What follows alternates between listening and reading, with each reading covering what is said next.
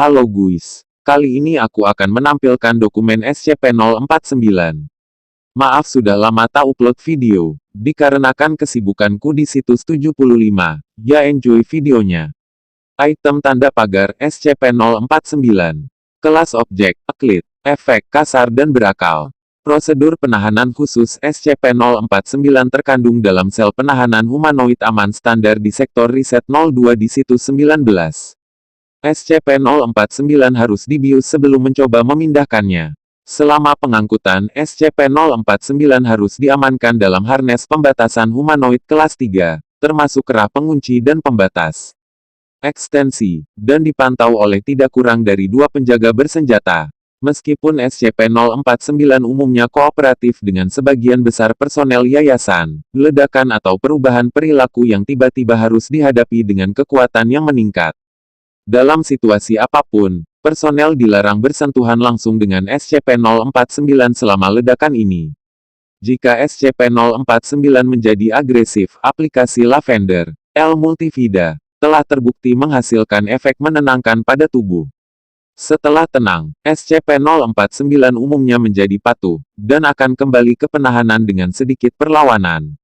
Untuk memfasilitasi penahanan SCP-049 yang sedang berlangsung, entitas harus diberikan jenazah hewan yang baru saja meninggal, biasanya sapi atau mamalia besar lainnya, setiap 2 minggu sekali.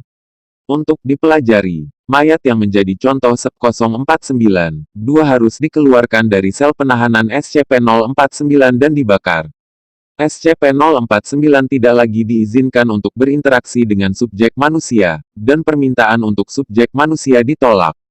Pembaruan prosedur penahanan sementara. Lihat tambahan 049. 3. Sesuai perintah Komite Penahanan 049-S-1917-1, SCP-049 tidak lagi diizinkan untuk berinteraksi langsung dengan anggota staf yayasan, juga tidak akan diberikan mayat tambahan untuk digunakan dalam pembedahannya. Perintah ini akan berlaku tanpa batas waktu, sampai konsensus mengenai penahanan SCP-049 yang sedang berlangsung dapat dicapai. Deskripsi: SCP-049 adalah entitas humanoid, tingginya sekitar 1,9 meter, yang memiliki penampilan seperti dokter wabah abad pertengahan.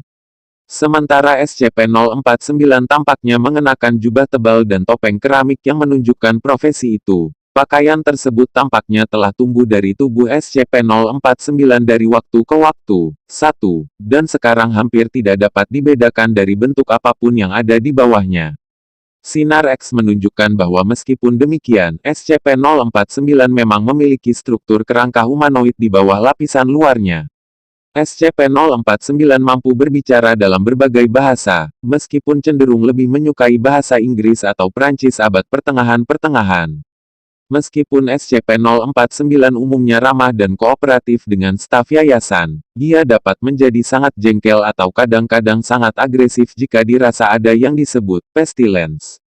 Meskipun sifat pasti dari hama ini saat ini tidak diketahui oleh para peneliti Foundation, tampaknya ini menjadi masalah yang sangat memprihatinkan bagi SCP-049. SCP-049 akan menjadi bermusuhan dengan individu yang dianggap terpengaruh oleh pestilence, seringkali harus ditahan jika menemui hal tersebut.